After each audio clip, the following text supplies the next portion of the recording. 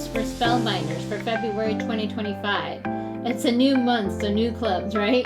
So I'm going to be showcasing the Spellbinders Clear Stamp and Die of the Month Club along with the 3D Embossing Folder of the Month Club. So super cool. And I've already been busy in my craft room creating two beautiful cards. Let me bring them in and show you. Here they are. And so for today's video, we're going to be making this art-shaped card. And I'll probably save this one for later on in the month to show you. But today I wanted something a little different, so we're going to go with the art-shaped card. So with that in mind, I can't wait to bring this card to life, so I hope you stay tuned. Alright, it's a new month, new clubs. For today's card project, you'll need the Clear Stamp and Die of the Month Club, along with the 3D Embossing Folder of the Month Club from Spellbinders February 2025 clubs. These kits are such a fun way to get exclusive crafting supplies delivered to your door each month. Alright, let me go ahead and show off the Clear Stamp and Die of the Month here. I'll bring it up to the camera. It's really cute.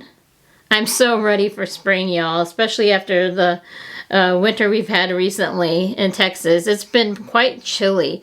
We even had a little bit of snow a week or two ago.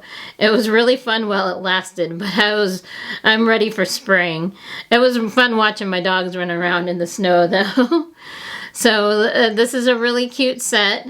Let me read the sentiments here. It says, bright days ahead, warm Easter wishes, sending spring smiles, springtime magic enclosed, step into spring, and hello. And it has some really fun images here to color. It has some chickens, some bunnies, and some flowers. And remember, it has coordinating dies with this for the flowers, the bunnies, and the chickens. So super cool. I always love when there's coordinating dies. They have to have that because I am not a fussy cutter. And here is the beautiful 3D embossing folder of the month. It has some really pretty bows scattered about. I love Spellbinders embossing folders. I love how big they are. So this is really fun. Okay, and then we'll also be creating with the Spellbinders Essential Arches Dies. So I'm going to be making a shaped card today.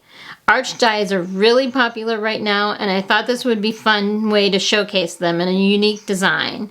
And if you're not familiar, y'all, with Spellbinders clubs, they offer a variety of monthly subscriptions featuring dies, stamps, embossing folders, and more. Each month, members receive a brand new exclusive design to create with, perfect for building your collection and trying new techniques.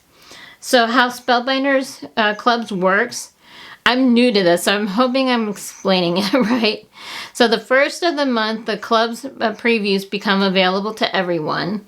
And then the 1st through the 5th of the month, clubs are available to current club members. And then the 6th of the month, clubs open to non-members. And then the 27th of the month, the club registration closes for that month. So if you're interested in joining, I'll have my affiliate links in the description box below. Shopping through my links helps support my channel at no extra cost to you, and I truly appreciate your support. There will also be a few other tools and supplies you'll need to create today's card, and I'll point those out as we go along in the video. So without further ado, let's jump right into the card making fun, y'all. Alright, I'm taking my bone folder here and I'm scoring the cardstock at 4 1/4 all the way down the page. I'm using Hammermill cardstock in the 100-pound weight. And then I'm folding it over in half, lining things up. Okay, I decided to reach for the genuine bone folder because it gives such a smooth, crisp fold compared to the plastic ones. It really makes a big difference. It doesn't leave any shine or marks behind, so that's why I switched over to that one when smoothing out the cardstock.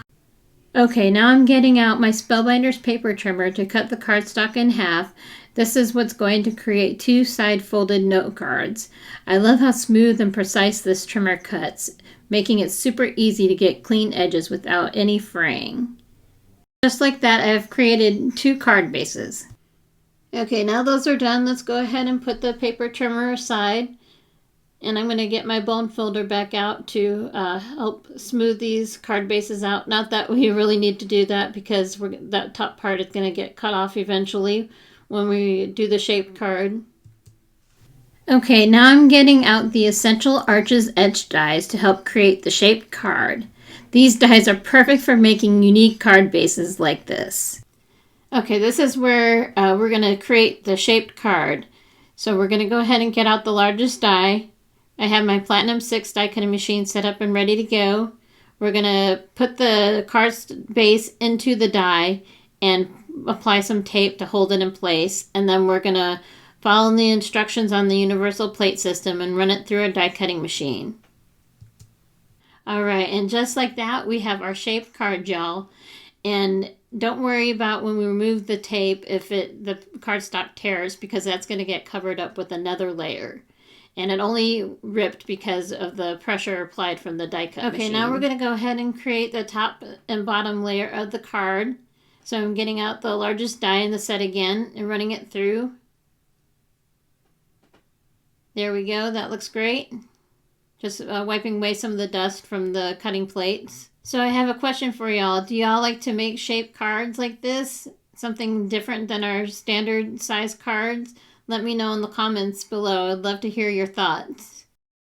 Alright, so we're going to get out our spray bottle here. I'm going to go ahead and treat the cardstock before running it through the embossing folder because we don't want it to crack or anything.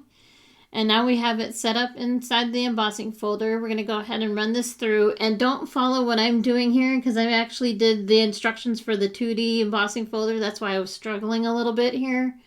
So make sure you read the right instructions for a 3D embossing folder, not a 2D one. So sorry about that. Alright, y'all, I can't wait to show you this cardstock that I found. I found this on Amazon, Spellbinders Treasured Cardstock Gold Assorted Pack. I love it. It's really pretty. And the great thing about the glitter cardstock is it doesn't shed at all. So I'm going to be using this a lot in my cards. Alright, maybe I won't need to use the little vacuum I showed the other day as much with this cardstock. Pretty cool. I'm getting out the arch dies again along with the first card I made because I need to match the dies up with the card to make sure I selected the right ones. Sometimes it's easy to grab a size that looks right at first glance, but I always like to double check by laying them over the original card. This way I can be sure everything lines up perfectly before making any cuts. Okay, now we're running the gold cardstock through the Spellbinders Platinum 6. That gold cardstock is so pretty and shiny. I love it a lot. And now for the final layer here. Alright, now I'm just cutting out the last layer here and putting the dies back in place so I don't lose them. Next up, we're going to go ahead and assemble the card and move on to the watercoloring. Alright, y'all, it's time to assemble the card. So I'm getting out my Gina K dot runner and applying it to the card panel here, and then going to adhere it to the card base. And same thing with the back panel and the gold layer. Alright, so now it's time to create the scene that the bunnies are going to sit on. So I'm getting out Distress Oxide inks and Mowed Lawn and Salty Ocean to create the sky and the grass. Just some simple ink blending. There we go, that looks great. Now cleaning up a little bit. Now it's time to add the sentiment. So I'm getting out my Misty stamping tool and the clear stamp of the month.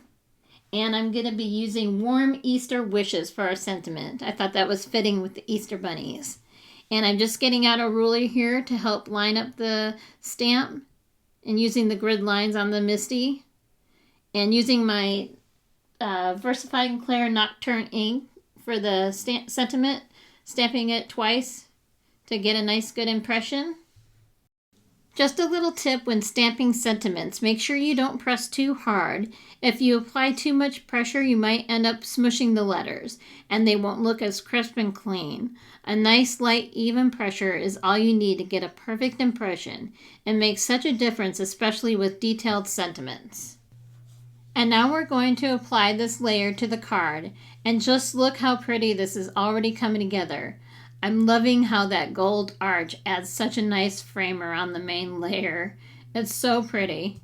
Okay, y'all, it's time to prepare for watercoloring. So I want to heat emboss the images. So I'm getting out my Misty stamping tool, and the cardstock that I chose is Distress Watercolor Cardstock. I ordered this stuff. I love it. I love the crispness of it and the whiteness of it. It's just really great for watercoloring. So I just treated it there with an anti-static powder tool, and I'm getting out my VersaFine Clara Nocturne ink. I love this black ink. It's perfect for stamping. Getting that nice crisp black image there. So I'm stamping it twice. All right, that looks great. And now we're just getting a piece of copy paper out here to catch the leftovers from the embossing powder. Covering the images here with clear embossing powder from Hero Arts. There we go, tapping off the excess. And then funneling it through back into the container so we don't get it all over the place when we get our heat gun out. And I'm just getting out my hot hands here so I don't burn my own hands with the heat gun. And melting the embossing powder. I love this part. So fun. All right, now let's get into the watercoloring, and I'm going to speed this part up some more and put on some music.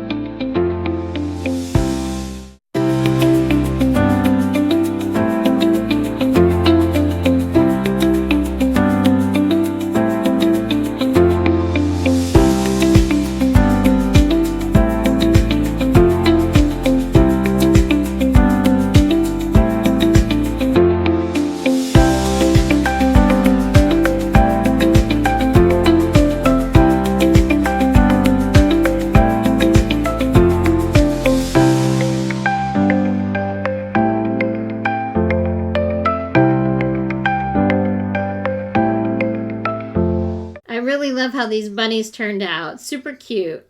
All right, crafty friends, that wraps up today's card. Thank you so much for watching. I truly appreciate you being here. I hope you enjoyed this project and that you'll consider signing up for one of the Spellbinders clubs. They are such a fun way to get exclusive crafting goodies each month. If you are interested, I'll have my affiliate links in the description box below. Also, I'm getting so close to hitting that 1,000 subscriber mark, and I love your support. If you enjoyed this video, please give it a thumbs up, subscribe, and hit that notification bell so you don't miss any future crafting inspiration. Thanks again for spending time with me today, and I'll see you in the next video. Happy crafting!